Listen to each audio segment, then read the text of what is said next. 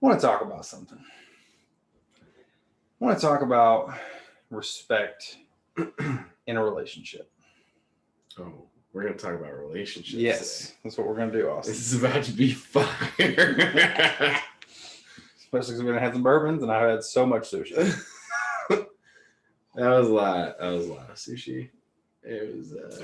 Shout out to fucking Sakura, 13 or 15 or You want 19, whatever it is. If you need sponsored, if you need a sponsor, we're available.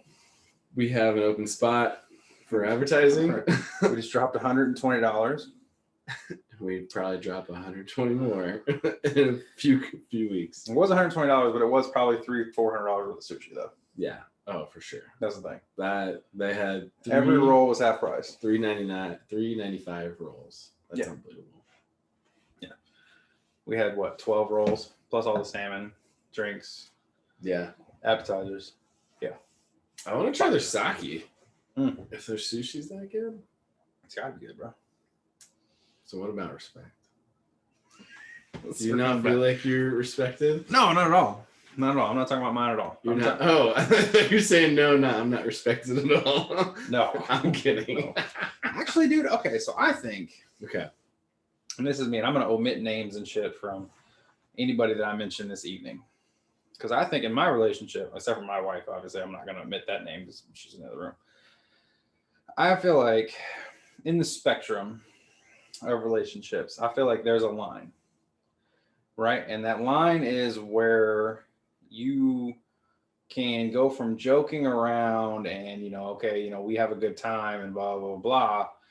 And then it crosses into like almost an acceptable level of disrespect.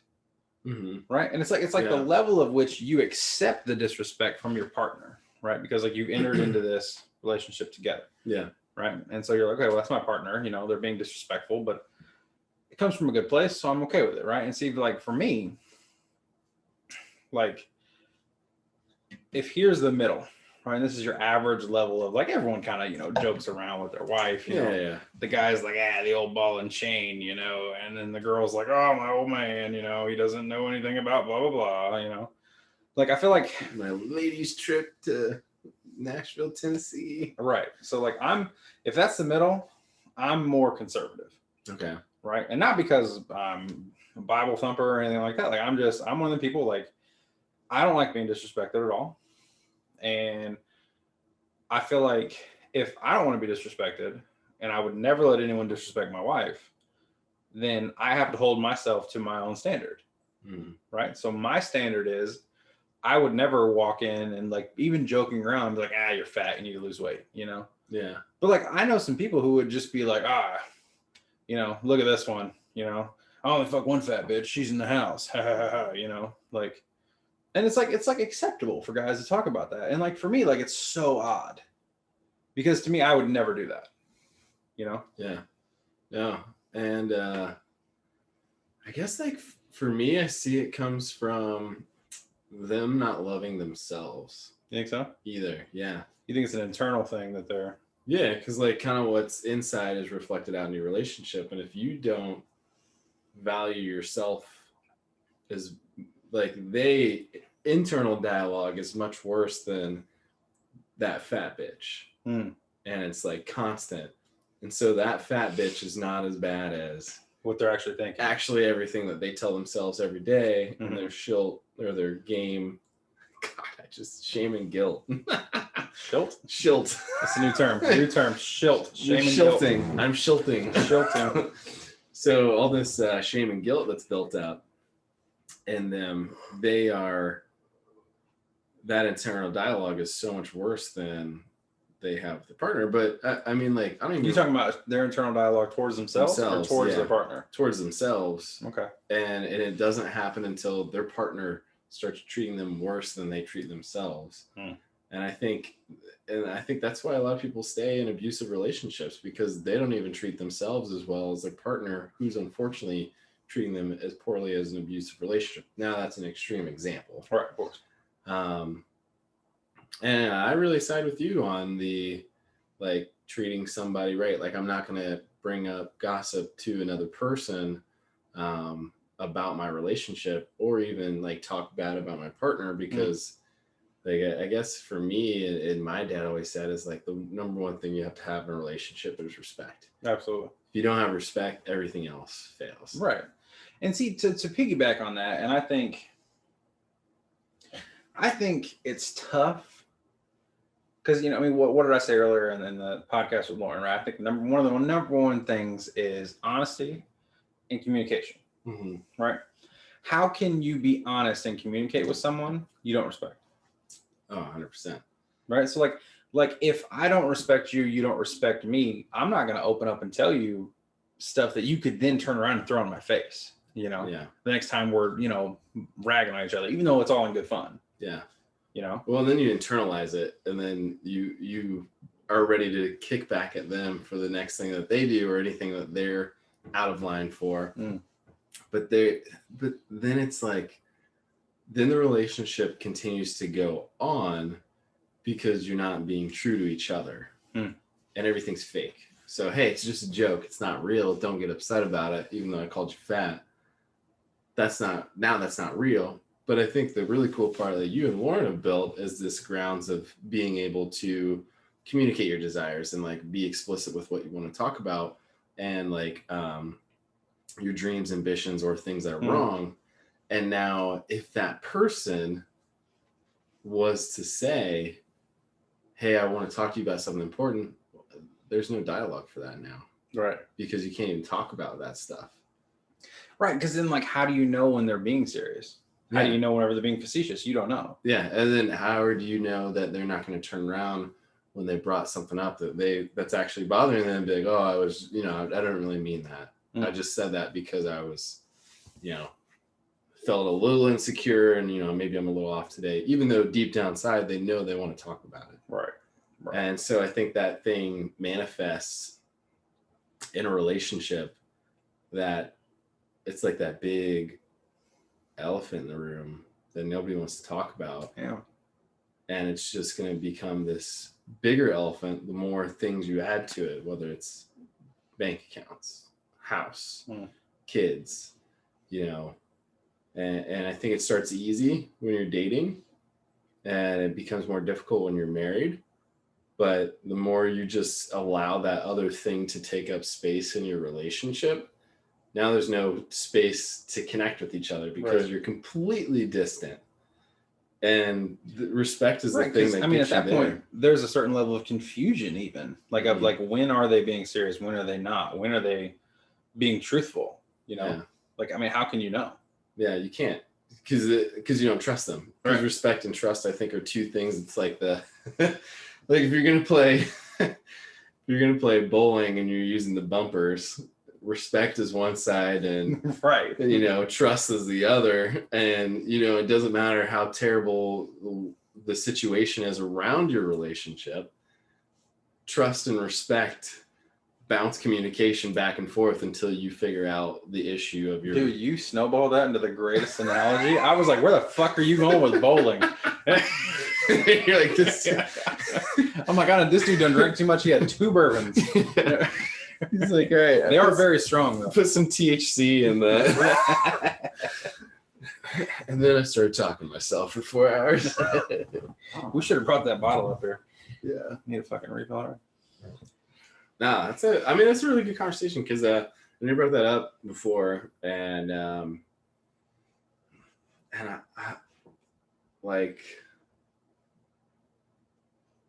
I don't know. I guess like I want to kind of throw this at you too, because I see like a lot of people that get into relationships wanting one of 2 things, and I hate texting for this reason. And I know I call you most of the time. Like most of our communication is calling, which I appreciate. Yeah, because I answer the fucking phone. And you appreciate because like if it's important, we're gonna call each other. Yeah. And if it's like, you know, if we're just catching up on something or like, hey, I gotta text you something important, here it is. Yeah. But like I see all these people in new relationships and they like want this person to constantly text them back. Why? I don't get it. And then, or if the like people that I potentially see as partners, they're like, why don't you text me back quicker? Well, why would I want to do that? I don't understand. Like, I feel like it's a form of control. You know what I mean? I think so. I think it's a form of control, definitely, but I think it's not harmless, but it's not the highest or most sincere form of control either. Like someone could be doing that and not realize they're being controlling. Yeah. You Yeah, know? that's true. So like you almost have to put awareness to it, you know? Well, and it's kind of tricky too, because then it becomes, oh, I just wish they'd communicate with me more. Oh, I don't know how they feel about this relationship. And then it's like it's a slide to say, I need them to do what I want them to do. Sure. Yeah. And I don't know. But then also on the other side, I don't get when somebody completely ignores you for 2 or 3 days either. That's what I was going to say. I mean, like, it's within reason, right? If I don't get back to you for an hour because I'm at work or I'm doing something or I'm on the phone or I'm talking to one of my buddies or something, okay, no harm, no foul. Yeah. Right. If we're in the middle of a conversation and it's pretty serious and everything, and then you ghost me for 2 days, I'm like, dude, what the fuck? Yeah.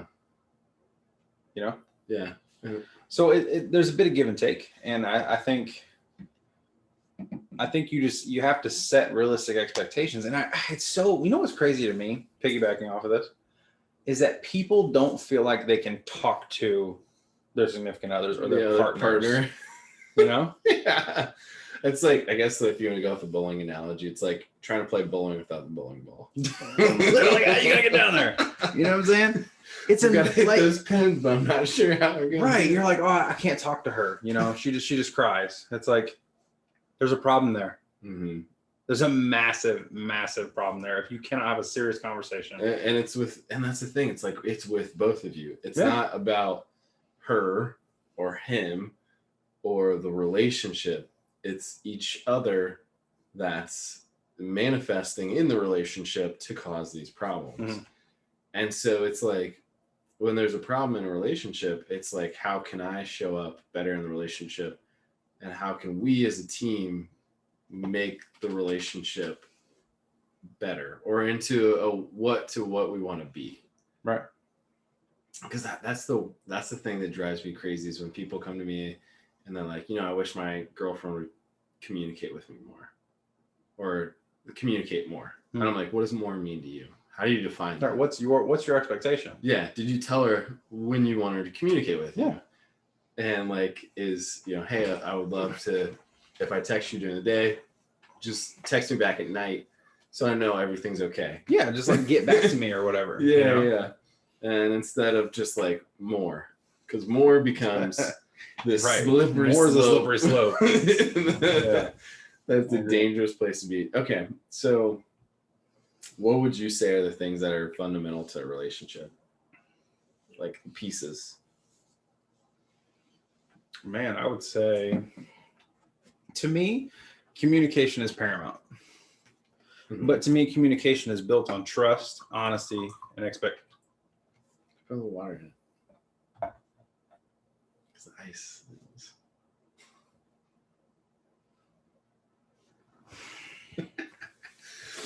Communication is paramount. Please continue. Let's gloss over that. I think communication is paramount, but I think communication is built on a base of honesty and realistic expectations. That's a big one. That's huge. That one's the one in the closet nobody wants to talk about. Yeah. Because then people get in relationships and they don't define it.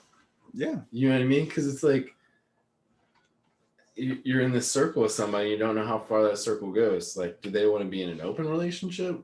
Do they want like threesomes? Are they, do they want like, that's just the sex part. But then do they want something professionally, like to build a business or do nonprofit things together? Do they want to have their own hobbies or share hobbies together? Mm-hmm. And like people don't define that. Or how are they going to communicate? Some people are introverts. Yeah. And then they like to be with extroverts because they're opposite and they want that balance. But at the same time, like you got to say on both sides, like, hey, this is how much I want you to communicate with me. And this is how much I can put in until it's fake, or like, I really want my own hobbies. Stay away from me from these things. Like, I appreciate that you like that. I like, I don't know, crystals. But then, because I've done this with my relationships where it's been like toxic because I dove too far in with them Right. and liked everything that they liked. But at the same time, they weren't able to communicate with me like, hey, I need my own hobbies, or I need my own sacred thing, or oh, I don't want to share everything with you. And it's like, that's totally fine, but like communicate that expectation with me. Otherwise, I'm leading with my expectations. Right. Because I'm giving you with love, I'm giving you what I would like the most. Well, you're leading with the information that you have. You're operating under the guise of, all right, this is what I'm thinking. Yeah. Because you don't have any counter information. You don't have anything to tell you that is not 100% what you should do. Yeah. And that's the thing. Like, arguments aren't bad. No. It's just defining another, constraint, or because you're really like chipping away. It's like you're like an ice sculpture, like chipping away at each piece to define it. Mm-hmm. Like, it's just one big block. It's a blank slate. Until you've designed that with each other and set those expectations, like, yeah, it can be helpful to be proactive about that communication and expectation. But at the same time, like, you can't think out every single problem. So one arises, one, what's your expectations? One, communicate it. Mm-hmm. Two, bring awareness into yourself, like, how am I showing up in the relationship? And three, communicate your expectations to your partner in a way that's not demeaning or, like belittling, in a way that's saying like, hey, you're not good enough in this relationship, or you're not doing the right thing. Mm-hmm. And when you can come as a team and say like, hey, I want to be in this thing with you, and not a but, and saying, let's do this thing together, and this thing is not something I'm comfortable with. Yeah. And you don't have to say you did this thing wrong, because you're not trying to make either person right or wrong in it. Mm-hmm. And I don't know, it just drives me. I honestly see relationships as the hardest, most challenging, most complicated, easiest thing in the world. Do you? They take work, they take openness, they take vulnerability, they take, bearing your soul to that other person and saying like, this is me. Mm-hmm. Are you comfortable with me? If I'm comfortable with you and you give me your real self and I show you my real self, how can we then put them together? You know what I'm saying? There's a poem that I really like, that I can't remember it exactly, of course, but it's something along the lines of like, I don't want to be able to light you up, right? I want you to be lit and me to be lit, and then together we can light the whole city. Exactly. Oh, and it's like two flames coming together. Right. You know what I mean? Because then the flame burns brighter than each individual flame by themselves. And when you come together, it's bigger than both of you. Right. And it's so important to be able to be your true self and know that you're getting your true self, their true self as well. Yeah. That way, when you come together, it's just pure. Yeah. Yeah. Okay. So I guess like for me, like my big thing is like, I've been trying to work through this. I end up in very controlling relationships. Mm-hmm. And one, it comes from a background of like me being in a very controlling relationship in high school, like taking pictures of myself to make sure I didn't look too good. Otherwise she'd have me change. And yeah, it was like that controlling in my relationship. Woof. And so like not talking to other girls, she asked me to change seats for assigned seating in high school, which was like a little weird and uncomfortable. Mm-hmm. And like I continue to end up in those relationships. So I'm trying to understand, like, I see where the connect comes from my history with her. And then also like, family owns a customer facing business, customer's always right. Or like think about the other person or your employee. Right. So I'm constantly thinking about the other person in every relationship and trying to make them happy before I can make myself happy. Mm-hmm. And I've worked a lot through that, and I haven't been in a relationship for, close to a year. And so I guess my thing is like how to deal with controlling relationships. One, how can I reflect on it better? I'd love your personal advice for me. And then two, like what to do in a relationship that you may feel is controlling in a certain way. Because, like, for example, last relationship during COVID, I was sitting on 2 beanbag chairs on top of each other. So that way I had a seat for my 8-hour days, 8 to 10-hour days. And then I asked my girlfriend at the time, it was her apartment. I was like, hey, I'd love to bring an office chair in your apartment so that way I could have a spot to sit in and work on the kitchen counter. And she goes, no, I don't want you to do that. And I didn't really understand because it was COVID. No one's coming to your apartment. And her reason was that, like, she needs a reason, but the reason was that it would destroy the zen of the apartment and it would make everything not flow as well and be out of place. And so she had a past history of being able to control things. So that's like her environment. And that was one thing made her feel comfortable. But I guess, like, one, how can I reflect on it? Two, what can I do? Did you ask her, okay, so what do I do? Yeah. What'd she say? And she basically said, you can sit on the beanbag chairs. Okay. And then I said this. I said, well, my back really hurts while doing this. And she goes, well, you can go home every day and work from your place. Okay. And then I said, well, then I probably will not come over as much. And she got upset and she goes, well, I'd like you to be here every day. And I go, well, that sounds like we're in a predicament. Right. So what is your solution? Like, otherwise I don't have a solution to sit here. You're right. And then she got to the point where she's like, if you can have a desk that folds up and goes away. And I was like, I'm not sitting on a folding chair either. Like, right. No. I was like, I need an actual, and I have 2 herniated discs. It's not like, right. I'm complaining because, oh man, I haven't gotten up in a while, or, it was weird because, like, I was taking calls from the bathroom. She'd take calls from the bathroom, so that we'd be in different rooms if we're at the same time. And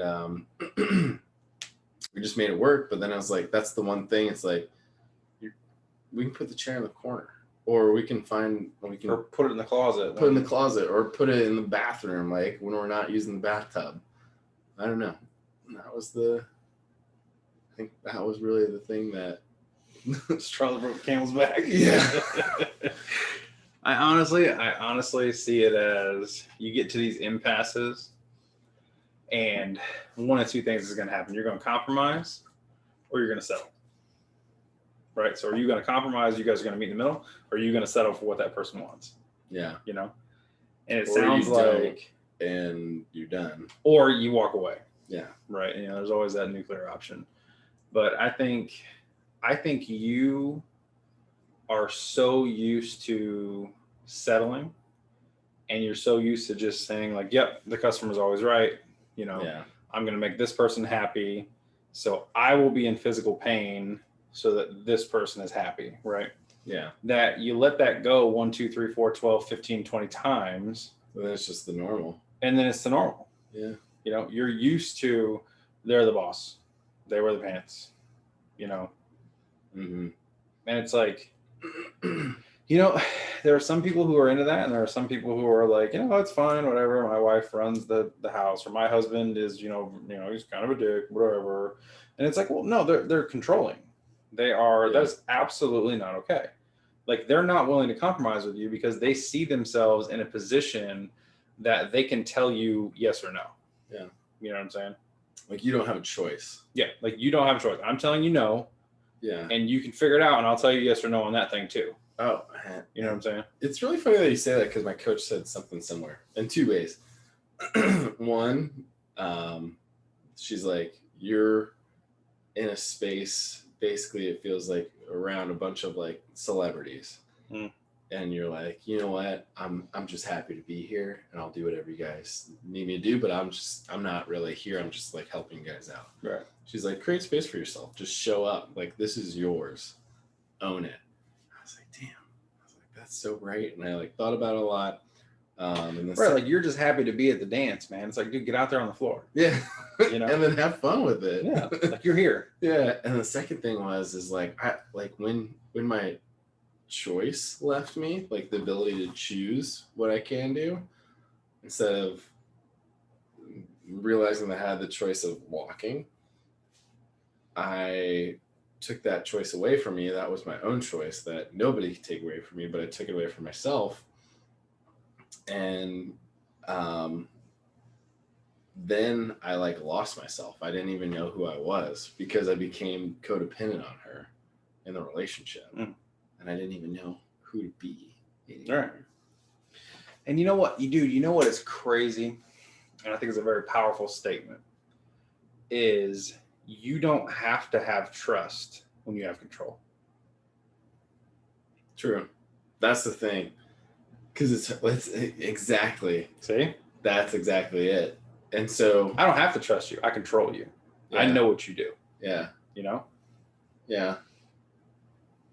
And dude, I know so many people in so many relationships that like they don't realize that that's what it is. And see, that's the thing like that I'm trying to undo now, is because being controlled is associated with relationship to me now, because like my longest relationships have been, aside from one, shout out to Amine, she's a great person. Never met that one. BTW. And she helped me through a lot of stuff, and she was very compassionate and not controlling. So I think in the other relationships, it was like, I need you to show up for me in the way I want you to show up. I'm not compromising for you in the way that you're asking. Or it was like overly asking, where it was like, I just can't do that. I'm sorry. Yeah. That's where I'm at. Like, I want to be in this thing with you, but I can't do what you're asking me to do. And so I think it's that's so powerful to me, is being able to say like, I just can't do it. You know, I'm sorry, but I can't. We can find some other way, but I can't do it this way. Yeah. Because then that's you, like, again, like bearing yourself and saying like, look, this is me. This is where I am. I can't meet your expectations. I can't do what you're doing. However, I do want to do this thing with you. Are you willing to compromise and meet me in the middle? Yeah. You know? And at that point, that person can either compromise and meet in the middle, and they can tell you no. Yeah. You know? So they either shift and they give a little control, and they give up a little control, or they maintain their control and they double down on it and they say, no, you're going to do it my way. Yeah. And at that point, it kicks it back to you, and it's like, okay, are you going to put up with that? Or yeah. And it's like, honestly, like, we're making it sound like you should never do this. Like, there are times in life when you need to pick your battles. Yeah, and you got to sacrifice. Right? And there's little shit that you give up for this person, or this person, or I mean, it don't even have to be your wife or your significant other. It can be someone at work. It can be, you give up a little bit here and there because it works out for you in the end. Mm-hmm. But you have to find your own line. Yeah. And you have to define your own space that you're comfortable with. Kind of like going back to the beginning of this this talk about relationships, is like there's that line between, what's okay and what's acceptable and what's disrespectful. Mm-hmm. And I think by extension, everything you've been saying about control and everything, to me, I think your level of trust and your level of respect is, I don't know if I want to say complimented, or if it's accentuated, or if it's defined by the actions you take. Mm-hmm. Right? Yeah. Because if I respect you and I trust you and I'm honest with you, I don't need to control you. Do whatever you want. I expect you, my expectation is that you would do things that are, my wife hates this word, but commensurate with. What's that word mean? Commensurate means like on the same level with. Okay. Right. So I would expect you to do things on the same level of this relationship as I'm going to do things on the same level of this relationship. Right. That's my expectation. We're on an even playing field. Right. Yeah. if I'm doing shit to build the business, you're doing shit to build the business, right? If I'm with my wife, I'm going to treat my wife a certain way. She's going to treat me the same way. Yeah. You know what I'm saying? We respect each other, and your actions dictate that, right? But if I'm disrespectful to her, what can I expect besides her being disrespectful to me? Mm-hmm. Oh, exactly. And that's like, then you have no space. I guess it's like you have no space to step into something better or something that you really dream about. You only have things to step away from, if that makes sense, because you were pointing backwards at this point because you're disrespecting. So you're like, you know what, I'm gonna disrespect you, and now if we're gonna be on the same level, on the same playing field, I can only expect you to disrespect me. And so now you're just taking steps backwards out of the relationship, and you're it's like not saying goodbye, but I'm just gonna walk backwards out the door. Right. I'm not leaving. You're great. I'm just walking backwards outside the door. I haven't turned my back on you. Yeah. But I'm walking backwards. And it's crazy too, because like up until this point, we've been talking about the internal decisions that you make in a relationship, right? The respect, the from you to your partner, and the communication, and the stuff that you do. But it honestly, it applies to the external factors too. 100%. Right. And so it's like I don't want to call them expectations, but like there are expectations, like I don't go out and talk to other women. I don't expect my wife to go out and talk to other men. You know what I'm saying? It's like there's a certain level of it, and it's like if, let's say, but I also think that you've defined that too, where like I've been in relationships where it's like we can have sex with other people, right? And that's it. Yeah. But you know that, and I know that no one has the upper hand on that expectation, right? And we've defined it. Yeah. Boom. That's what I'm saying. That's why it goes back. Everything goes back to that. That pinnacle point of communication. Right. Yeah. Like communication, realistic expectations, trust, respect, all that goes into communication, and it's like when we got married, it was, we have these expectations, I'm not going to put up with, I call it foolishness or bullshit or whatever you want to call it, but I don't put up with no bullshit, I just don't. Yeah. Was it funny? No, that's the way I said it. Yeah. But I just don't. I don't put up with no bullshit. I know you don't. That was the other part. But I just do it. And it's crazy to me. Like, I got buddies who like, oh yeah, I was texting my ex or whatever. And I'm like, why? Like, well, I just wanted to check in, make sure she was okay. I'm like, nope, not in my relationship, pal. Well, the other thing is too, like, sometimes I'm like straightforward with the girl I'm dating. I'm like, look, my ex and I are still friends. Yeah. Period. Nothing romantic behind it. If you see a text message from her or if she calls me, it's nothing more than that. Right, but you've outlined it and you've set that expectation. Yeah. And I've not hidden it. Right. And I think that's when it's bad. That's the difference. Because if you can't bring it into the relationship, that means you can't even bring it to the level of acceptance for yourself. Right. So you don't even approve yourself, so you can't even talk about it with the other partner. No, I agree completely. Because it's like, to a certain level, like let's say you had a kid with your ex. Yeah. Right. And you're in a new relationship, and it's like, well, obviously I have to communicate with the ex. That's the mother of my child. I love my kid, so I'm not gonna like just.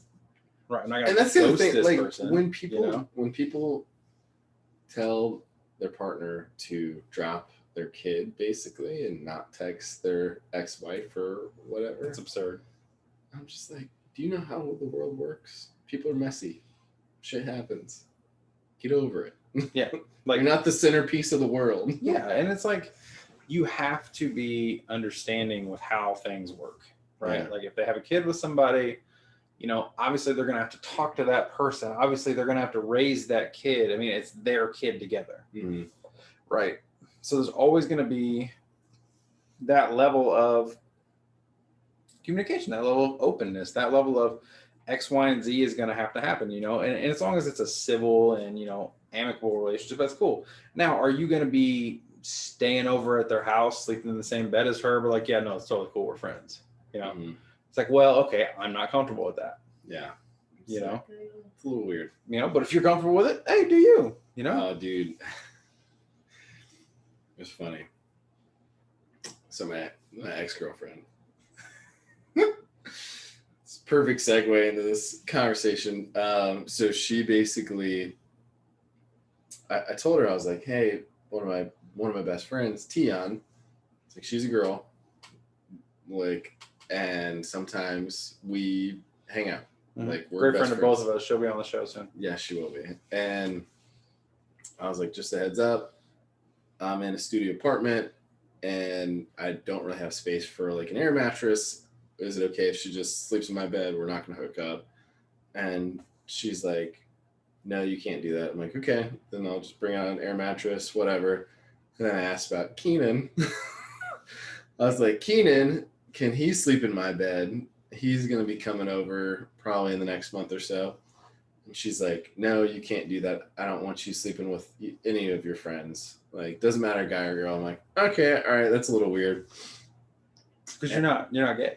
Yeah, and you're not even bi. So then she basically, so this is the best part. So then she basically says, hey, I have a friend of mine coming over from Boston. And I remembered she hooked up with a girl from Boston. And I was like, is this the... And she goes, she's going to be sleeping at my place and she'll sleep in the bed with me. I'm like, oh, that sounds like a lot of fun. I was like, is this your friend that you hooked up with and was dating for a while? She's like, oh, shit. Yeah, and I'm like, didn't we just literally have the same conversation about me having no friends in my bed, regardless if I've ever dated them or hooked up with them? Right. And I'm like, what the fuck? Yeah, I mean, that's just hypocritical. Yeah, it's not even on the same level. It kind of goes back to that. That's absurd. Yeah. I hate to say it, but that's just stupid. Yeah. That's just what it is. And at that point, I realized this. It was her relationship and me showing up. Yeah. And it wasn't our relationship. It was her relationship. Yeah. Yeah. And she had expectations for you, and it didn't matter what your expectations were for her. No. Mm-hmm. Yeah. You know, that's entirely one-sided. That's a controlling person. That's I'm not trying to beat up on her or anything, but that's someone it would be very tough to have a partnership with. You can have a relationship with someone like that, sure. Yeah. But to have a partnership with, yeah, that's tough. Man, we beat it out until Texas. I remember we got in a pretty heated argument. I can't describe that up probably on the podcast. But basically the next day I was like, like we can try to make it work. And I was like, we're going to see a couples therapist. And the whole day I was like, can you fill out the paperwork before we do this? And nothing happened. We were both on meetings all day. And then lunchtime, she goes, hey, we have that meeting in an hour. I need you to fill out the paperwork. And I was like, can you fill it out? I'm on a call right now. Mm. And she goes, I just don't think we should have it. I'm like, all right. I'm done. I'm walking. You're right. Yeah, that's it. Yeah. Can't do it anymore. I don't know. Yeah, but yeah, not going down that rabbit hole. Yeah. Maybe one day. More bourbon. More bourbon. I could use more bourbon. I could too. I need to go downstairs, actually. Let me grab it. Rochambeau. Okay. Go get it. What? I got it. I was like, it didn't even start. You grab me a water, too? Yeah, I got it. Shawn is the best human being in the world, by the way. Just so you know. Yeah. Honestly, it's been fucking with me, man, because like you think of things sort of through your own lens, or you look at things through your own lens, you think of things your own way. Yeah. And I just like my relationship was tough in the beginning, man. Dude, it was. I'm doing this. I don't care. I'm gonna judge it a little bit. Open it up. Okay.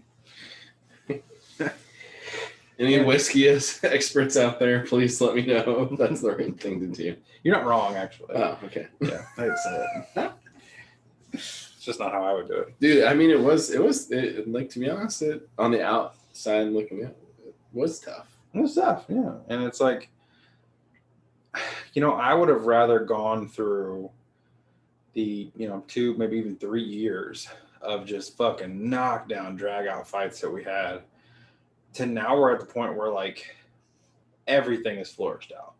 Yeah. I know exactly what we're looking for in X, Y, and Z places. Yeah.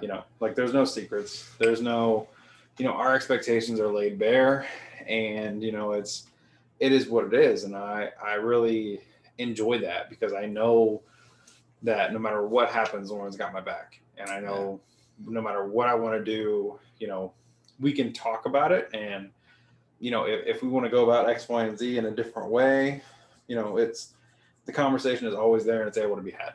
Yeah. And I'm a talker. Mm-hmm. So I think that's really good for me. And, like, let's say you have 2 people who aren't really talkers, you have to find a different way to be able to connect. Communicate. Yeah. And it's interesting too, because like some people I've noticed like do it over text message. Yeah. And to get it all out. I noticed like the best way to communicate with him is a long text message. Yeah. And instead of like getting on the phone or anything, just send them something long so you can think about it. I can think about it. Each thing is reflected on. And it's not like you need an immediate response now. Right. But we're gonna work it out over time. And to be honest, I think like you and Lauren had a lot of shit thrown at you early. Yeah. Like, and it was like it was front loaded. Yeah. In a way that like now you're just like, well, what's worse than that? Like, we know we have each other. And the worst thing we're gonna do is figure it out. The best thing we're gonna do is make it better. Yeah. And that's it. Yeah. And to me, like, if you're in a relationship and your goal is not to get better every single day, I don't understand why you're in a relationship. Yeah. That's so true. Because it's kind of like you got to grow with the person. And I think when you stop growing with the person, because we as individuals constantly grow. That's human beings. As like Homo sapiens, like we're meant to grow in a different way every single day. Right. And if we don't, just like our partners, we stop. Or we grow individually, and that's when we grow apart. When we stop growing together and we just grow individually, we grow apart naturally. Mm-hmm. That's what we do. I bet that happened in previous relationships. Yeah. What happened then? It honestly, like, it gets like with my relationship right before Lauren, it met in the gym, all the, the same type of hobbies, and, we're into the same stuff, and it was great and everything. And then, you just start to develop on your own, and you realize like, okay, well, this person doesn't have to be here. It's kind of like, what we were talking about, like, I want to be full and you want to be full, but you never come together. Yeah. You got to be able to be fulfilled, and they got to be able to be fulfilled, but then you got to be able to meet in the middle too. Yeah. And if you can't meet in the middle, then you're just going to grow apart. It's like 3 checklists instead of 1. Yeah. Yeah. Yeah. And whenever we sort of realized that we were at the point where whenever we made the realization that we had grown, but not together, and we had grown apart, it honestly, like, when that relationship ended, it felt like a relief, and I know she felt the same way. Like, we were literally like, I mean, yeah, it sucks and it's hard, and, you're used to this person being here for so long and everything, but I know that she felt the same way as me. And it was like, okay, cool. Like, now I can move on. I've grown so much. Now I can see what this new growth and this new level is. Yeah. And move on from there. I'm smiling because it's kind of like your old identity. Like, I wouldn't want to be high school Austin, nor would I want to be college Austin right now. I don't think I could be college Shawn. I think I would die. Yeah. My liver would be like, dude, am I a joke? I'm like, all right, we're quitting now. Am I a joke to you? Give me my 2 weeks. This stops now. Yeah. But that's the thing. Like, if we look at it like that, through that lens, obviously we would want to shed our relationship. Yeah. Because if we're not growing together, we'd obviously want to shed it because it's our old us. Yeah. And like every 2, 4, or 5 years, it's our old us. We're going to get rid of it. And dude, I'm so big on that concept of rebirth. Yeah. That concept of like, Honestly, dude, I'm one of them people, like, if you knew me a couple years ago, you got to get to know me again. Yeah. I'm that fucking different. So okay, well, why do you think our relationship stays the same? Me and you? Yeah. Or do we grow together? I think we do. Yeah. Yeah. But I feel like so here it's a little this is woo-woo-y. This is what? Woo-woo-y. Like spiritual shit. You guys know what woo? Fuck woo is. So woo, like I feel like I knew you more than I knew you when I met you. Yeah. Like I knew you in a past life or some shit like that. I'll give you that. Yeah. That's basically what I mean by woo. Yeah. Like this is like out of our realm. Yeah. And like it was like a soul contract signed, be like, hey, this is for life type shit. Yeah. This isn't one of those seasons or a reason. This is your day one, like starting in college, and it's just gonna fucking go until like probably for life. Yeah. So one of us leaves this plane and goes to wherever we go. I don't know where we go. Valhalla, baby. No, I agree, and I think with you and me, no matter how far off what the other would consider normal or even acceptable, I think we still understand each other. Yeah. Well, that's the thing. Like I've never felt like I can't be completely open with you. Yeah. Like I can tell you some dumb shit and you're like, that's not for me, but you can have your cake and eat it too. I don't give a shit. Yeah. And I can, you can do buck wild shit. I can do buck wild shit. We can both do plain shit too. And it's just like, yeah, man, that's cool. Yeah. And it's like, I know when you leave my home, I will have nothing but good things to say about you. And I know when I leave your home, you will have nothing but good things to say about me. Oh, for sure. And it's one of those things where it's like, it's almost like that complete trust in the other person, Yeah. And it's like when you have that trust, it's very easy to, grow and develop together.